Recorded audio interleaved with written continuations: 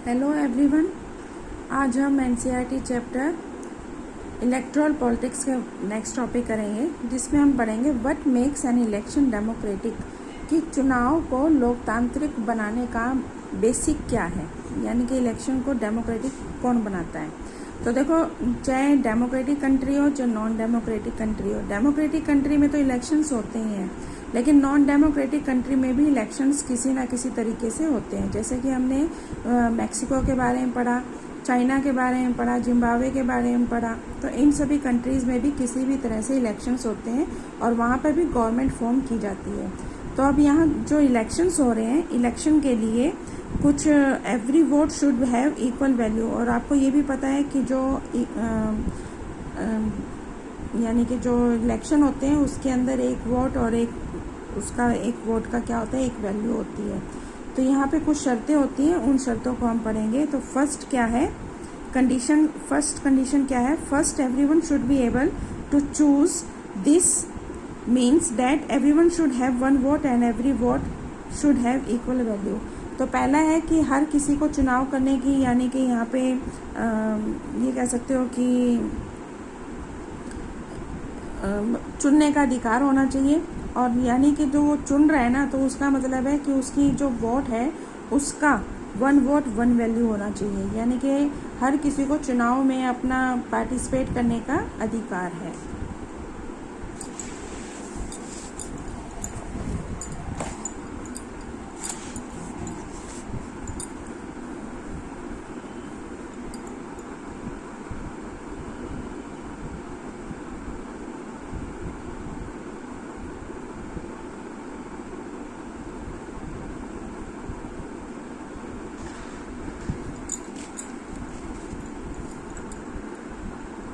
Second है, there should be something to choose from, parties and candidate should be free to contest election and should after offer some real choice to the voter.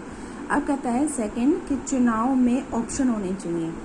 ठीक है, option का मतलब क्या है कि जो parties है ना, वो अपने जो कैंडिडेट्स हैं उनको इलेक्शन के अंदर, यानी कि जो इलेक्शन हो रहे हैं उसके अंदर उनको इलेक्शन लड़ने के लिए परमिशन दे सकें।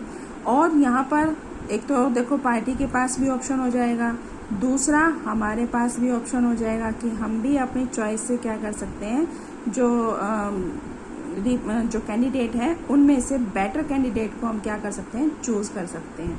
ठीक है। थर्ड है, the choice should be offered at regular intervals, elections must be held regularly after every few years. अब कहता है कि चुनाव जो हैं वो नियमित होने चाहिए। नियमित का मतलब होने चाहिए, ऐसा नहीं है कि भी हमने एक बार इलेक्शन करा दी और उसके बाद इलेक्शन नहीं करवा रहे हैं। फिर कह रहा है रेगुलर इंटरवल। रेगुलर इंटरवल का मतलब नियमित तो हैं, लेकिन यहाँ इंटरवल का मतलब है कि टाइम पीरियड, यानी कि जो हमारे इलेक्शन का टाइम पीरियड, जैसे इंडिया के अंदर 5 साल है, तो हर नियमित इंटरवल पर इलेक्शंस होने चाहिए। और जो इलेक्शन है उनके अंदर जो रेगुलर है, रेगुलरली करवाने भी चाहिए। ऐसा नहीं है कि भी हमने इलेक्शन करवा लिए, भी ये पार्टी सही चल रही है तो हमें इलेक्शन की ज़रूरत नहीं है, ऐसा नहीं है। हमें रेगुलर, चाहे वो पार्टी हमें पसंद है चाहे नहीं है, तो हर यानी कि कुछ वर्षों के अंदर ये जो इलेक्शंस हैं ये ज़रूर होने चाहिए। फोर्थ कहता है the candidate preferred by the people should get elected. अब चौथा कहता है कि लोग चाहे वास्तव में चुनाव उसी का ही होना चाहिए, यानी कि जो लोग हैं उनका ही, जो लोग हैं कैंडिडेट हैं और हमें जो पसंद है तो हम लोग उसी का ही क्या करेंगे, इलेक्शन में हम उसको वोट कास्ट करेंगे। यानी कहने का मतलब है जो लोग, अब जिसे हम चाह रहे हैं, जिसको हम प्रेफरेंस दे रहे हैं कि हम चाहते हैं कि ये ए और बी में है, तो ए और बी में से बी को ही वोट मिले, तो हम उसी को वोट क्या करेंगे, कास्ट करेंगे। फिफ्थ है, election should be conducted in free and fair manner where people can choose as they really wish. अब पांचवा कहता है कि जो चुनाव है फ्री होना चाहिए। फ्री का मतलब स्वतंत्र होना चाहिए, फेयर होना चाहिए यानी कि निष्पक्ष होना चाहिए, यानी कि यहाँ पर किसी भी तरह का हमारे ऊपर दबाव नहीं होना चाहिए, क्योंकि जो इलेक्शंस होते हैं इसके अंदर बहुत सारे टाइप के करप्शंस हो जाते हैं, जैसे कि लोगों को खरीद लेना, लोगों को गलत बातें बताना, या फिर कैंडिडेट के बारे में गलत प्रचार करना, या फिर ये कहें कि शराब का यूज़ करना, पैसों का यूज़ करना, या लालच देना, या डराना धमकाना। तो इस टाइप के कई सारे चीज़ें हो जाती हैं जहाँ पर हम क्या चाहते हैं कि जो इलेक्शंस हो ना वो फ्री होने चाहिए, फेयर होनी चाहिए। यानी कि हम जिसको चूज़ करना चाहते हैं, जैसे ए और बी हैं, तो हम अगर बी को चुनना चाहते हैं तो हमारे पास ये इतनी पावर होनी चाहिए कि हम वास्तव में हमारी जो इच्छा है ना, जिस आदमी को हम वोट डालना चाहते हैं उसको ही हम क्या कर सकें, चुन सकें। अब ये कहता है ये जो शर्तें हैं ना बहुत ही ईजी लग रही है, सिंपल लग रही हैं, जो कंडीशन है बहुत ईजी लग रही है, लेकिन देखो जहाँ पर कुछ ऐसे भी देश हैं जहाँ पर चुनाव होते हैं लेकिन इन शर्तों को बिल्कुल भी पूरा नहीं किया जाता। जैसे कि मैंने अभी आपको बताया कि जिम्बाब्वे है, मैक्सिको है, चाइना है। तो इन सब जो हमने चैप्टर में पढ़ा था पहले, तो यहाँ पर इन शर्तों को पूरा नहीं किया जाता। तो इस टाइप से क्या है कि क्या हम इसे डेमोक्रेटिक या नॉन डेमोक्रेटिक कौन सी उसमें रखेंगे। तो यहाँ जो चुनाव हो रहे हैं उन चुनाव को हम कहेंगे, वैसे तो हम इसको डेमोक्रेटिक इलेक्शन ही कहते हैं, कि यहाँ जो चुनाव है उसको लोकतांत्रिक कहा जाएगा, जो जिसमें हम अपना पार्टिसिपेट कर रहे हैं, free and fair election use कर रहे हैं, अपने कैंडिडेट को चुन रहे हैं, या फिर हमारे पास इतनी पावर है कि हमारा जो वोट है उसकी वैल्यू है। ठीक है, हमारे पास बहुत सारे जो मेंबर्स हैं यानी कि कैंडिडेट है, उन कैंडिडेट में से हमारे पास ऑप्शन है। तो ये जो कंडीशंस है ना, ये सारी कंडीशंस कहाँ होती है, डेमोक्रेटिक कंट्री के अंदर ही होती है। नेक्स्ट टॉपिक आ जाता है, is it good to have political competition. क्या जो कंपटीशन है, पॉलिटिकल कंपटीशन है, क्या ये अच्छी चीज़ है।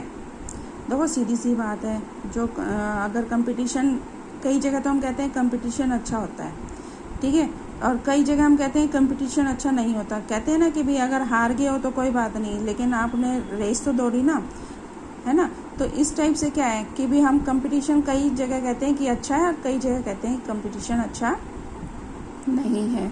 तो इस प्रकार से चुनाव का मतलब क्या हो गया है कि चुनाव का मतलब है पॉलिटिकल कंपटीशन, यानी कि यहाँ पर हम कह सकते हैं कि जो चुनावी राजनीतिक है उसके अंदर एक प्रतियोगिता है, कंपटीशन है। ठीक है, तो ये जो कंपटीशन है ये कई तरह से अपना जो ये कह सकते हो कि अपना मतलब वेरियस फॉर्म, यानी कि कई तरीका का रूप ले सकती है, कई तरह से रूप ले सकती है। तो इस टाइप से क्या हो जाता है कि जो कॉन्स्टिट्यूंसीज हैं, कॉन्स्टिट्यूंसीज यानी कि जहाँ पर इलेक्शन हो रहा है, तो उसके बीच में, लोगों के बीच में, कैंडिडेट्स के बीच में बहुत सारा कंपटीशन आ जाता है, या फिर ये कहें कि और वो कंपटीशन कई बार हमारे लिए अच्छा भी होता है। If there is no competition election will become pointless. अगर इलेक्शंस में कंपटीशन नहीं होगा तो चुनाव क्या हो जाएंगे, पॉइंटलेस हो जाएंगे, यानी कि कोई उनका फिर औचित्य नहीं रह जाएगा, कोई ज़रूरी नहीं रह जाएंगे। फिर तो हम चाहे पार्टिसिपेट करें चाहे ना करें, तो कंपटीशन होना ज़रूरी है। कंपटीशन कैसे, जैसे कि ए और बी है, सपोज करो ए और बी। तो ए कहता है कि मैंने, जैसे इसमें हमने पढ़ा है अभी कि जो ए था, देवीलाल थे, उन्होंने कहा था कि मैं कर्ज माफ़ कर दूंगा, यानी कि जिनका लोन है वो माफ़ कर दूंगा। ठीक है, तो इस टाइप से अब देखो हमारा जो बेनिफिट है उसके लिए हम चाहते हैं कि यहाँ पर कंपटीशन होना ज़रूरी है। तो यहाँ सीधी सी बात है, जो पॉलिटिकल कंपटीशन है, but it is good to have political competition. क्या यहाँ एक क्वेश्चन पूछा गया है, क्या राजनीतिक जो कंपटीशन है वो होना क्या अच्छी चीज़ है। तो यहाँ पर हम उसके कुछ नुकसान भी देखते हैं, यानी कि कुछ डीमेरिट्स हैं वो भी देखते हैं। जैसे कि हर घर में बंटवारे जैसी सिचुएशन आ जाती है कि भाई आप किसको वोट दोगे, मैं ए को दूंगा, दूसरा कहता है मैं बी को दूंगा। तो इस टाइप से घर में भी बंटवारे जैसी सिचुएशन आ जाती है। तो यहाँ इसको हम बोलते हैं पार्टी पॉलिटिक्स, इसको हम बोलते हैं पार्टी पॉलिटिक्स। तो इसके अंदर क्या होता है कि जो डिफरेंट टाइप की जो पार्टीज़ होती हैं ना, वो एक दूसरे के खिलाफ आपस में एक दूसरे के ऊपर एलिगेशंस लगाते हैं। एलिगेशंस का मतलब होता है आरोप लगाते हैं। तो पार्टी और जो कैंडिडेट हैं वो जीतने के लिए तरह तरह के डर्टी ट्रिक्स, जैसे कि हमने पिछले चैप्टर्स में भी पढ़ा था, PRI था, जानू PF था, ये सारे डर्टी ट्रिक्स अपनाती थी। तो इसी टाइप से ये जो हमारी इंडिया है उसके अंदर भी क्या करते हैं, जो डिफरेंट टाइप की पार्टीज़ होती हैं उनके जो कैंडिडेट होते हैं, कैंडिडेट इलेक्शन में जीतने के लिए डिफरेंट टाइप के प्रोपेगेंडा यूज़ करते हैं, ठीक है, हथकंडे अपनाते हैं।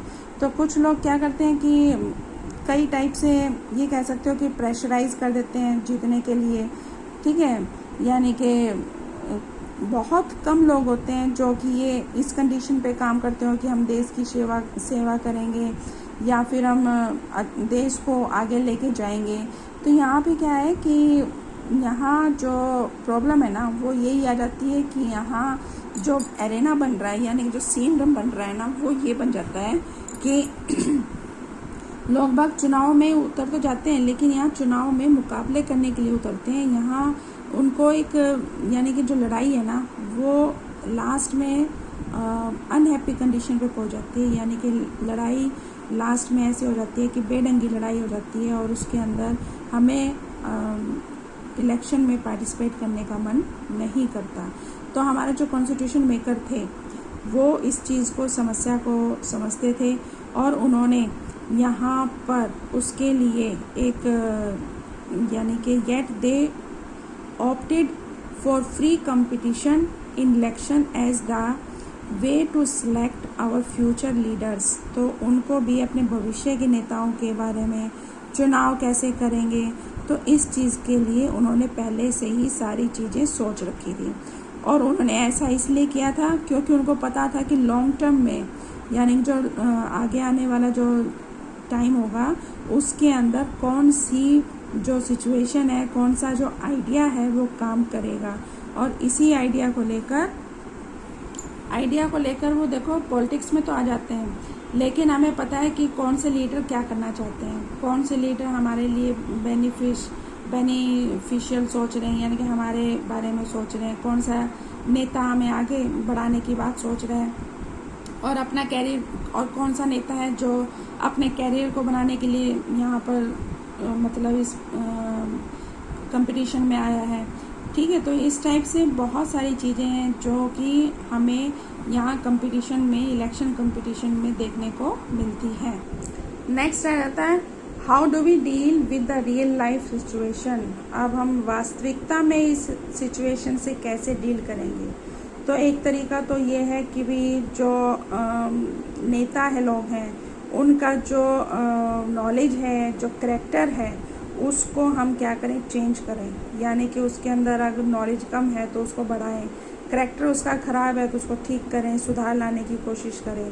और सेकंड क्या कहता है, the other and more realistic way is to set up the system where political leader are rewarded for serving the people and punished for not doing सो।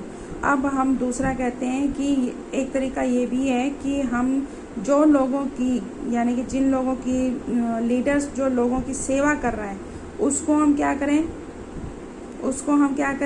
उसको हम रिवार्ड दें, यानी कि पुरस्कार दें। और जो दूसरे सर्विंग नहीं कर रहा है उसको हम क्या करें, पनिश करें, यानी कि उसको पनिशमेंट दें। अब ये देखो, जो हम पुरस्कार दे रहे हैं यानी कि उसको इनाम दे रहे हैं या फिर उसको पनिश कर रहे हैं, तो ये फैसला कौन करता है। तो सीधा सा जवाब है कि इसके लिए जो फैसला कर रहे हैं तो वो simple answer is the people, यानी कि लोग बाग, हम लोग, जो कॉमन लोग हैं, जो कॉमन पीपल हैं, वही इस चीज़ का क्या करेंगे, फैसला करेंगे कि क्या है, कि किसको हमें रिवार्ड देना है और किसे हमें पनिश करना है। तो ये जो कॉमन पीपल है यही ये सब बातें को क्या करेगा, सोचेगा या फिर इसका जवाब देगा। अब यहाँ पर जो रेगुलर जो electoral competition provide initiative to political parties and leaders, they know that if they raise issues that the people want to be raised, their popularity and chances to victory will increase in the next election. But if they fail to satisfy the voters with their work they will not be able to win again. सीधी सी बात है कि अगर हमने जो नेता है, जो हमारे रेगुलर इंटरवल पे जो इलेक्शंस हो रहे हैं, और यहाँ पर सीधी सी बात है लोगों की इच्छा के अनुसार अगर उन टॉपिक्स को उठाया गया है और उसको पब्लिश किया गया है, पॉपुलैरिटी यानी कि लोकप्रिय बनाने वाले जो चुनाव है उसके अंदर उसकी क्या हो जाएगी, जो नेता लोग पॉपुलर हुआ है यानी जिसने अच्छे काम किए हैं और वो पॉपुलर भी हो गए, तो यहाँ पर अगली जो इलेक्शंस होंगे उसमें उसको क्या मिल जाएगी, जीत मिल जाएगी, यानी कि उसके जो चांसेस हैं जीतने के चांसेस बढ़ जाएंगे। आपने अभी भी देखा होगा कि कोविड के टाइम में बहुत सारे ऐसे लीडर्स हैं जिन्होंने बहुत जो बिना सोचे समझे लोगों की भलाई के लिए बहुत कुछ किया है, और कुछ नेता लोगों ने कम काम किया है। तो इस वजह से क्या है कि जो अगर इलेक्शन होते हैं तो नेक्स्ट इलेक्शन में उनकी जीतने की संभावना ज़्यादा बढ़ जाएगी। लेकिन जो लीडर अपने काम से लोगों को सेटिस्फाई नहीं कर पाए हैं, यानी कि जो हम वोटर है ना, क्योंकि हम तो वोटर हैं, हम तो ये देखते हैं कि कौन सा लीडर हमारे लिए काम कर रहा है, अगर वो हमें सेटिस्फाई नहीं कर पाए हैं तो वो नेक्स्ट इलेक्शन में दोबारा से नहीं जीत पाएंगे, यानी कि हम उसको वोट ही नहीं देंगे। जो लीडर हमें पसंद नहीं है उसको हम वोट नहीं देंगे। यहाँ देखो नीचे एक कार्टून दे रखा है, ये कहता है कि मेरे पास योजनाएं हैं, घोषणाएं हैं, वायदे हैं, और वोटर क्या कहता है, मेरे पास वोट है। कहने का क्या मतलब है, यहाँ देखो लीडर है वो क्या कर रहा है, प्रॉमिस कर रहा है, ठीक है, लीडर क्या कर रहा है, प्रॉमिस कर रहा है। तो यहाँ पर एक छोटी सी स्टोरी बोर्ड दे रखी है, यानी फिर कंटिन्यू पार्ट है इसी चैप्टर का। वो ये कहता है कि जैसे कि एक शॉप पे हम जाते हैं, और शॉप पे हम जब भी सीधी सी बात है अगर कोई दुकानदार है और उसके ऊपर हम उस दुकान पे हम चीज़ लेने के लिए जाते हैं, कोई वस्तु लेने के लिए जाते हैं, तो कई बार क्या होता है छोटी सी बात पे हम बिगड़ भी जाते हैं, ठीक है। मान लो हम 100 रुपये की कोई चीज़ ले रहे हैं और हम उसको कहते हैं कि आप 75 रुपीज़ ले लो, और वो दुकानदार मना कर देता है, तो क्या होता है कि कई बार दुकानदार को भी झुकना पड़ता है, ठीक है।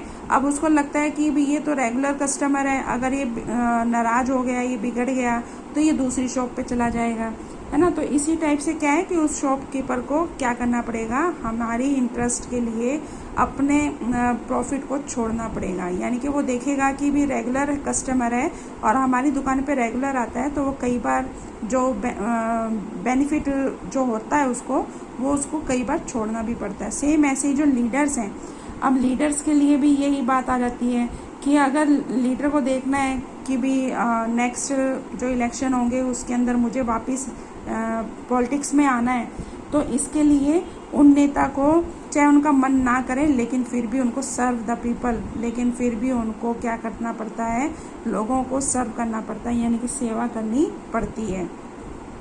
तो यहाँ पर हमने देखा कि भी चाहे डेमोक्रेसी के अंदर क्या है, एक पावर है वोट, ठीक है, वोटिंग पावर है जिसके अकॉर्डिंग हम अपना लीडर को क्या कर सकते हैं, चेंज कर सकते हैं।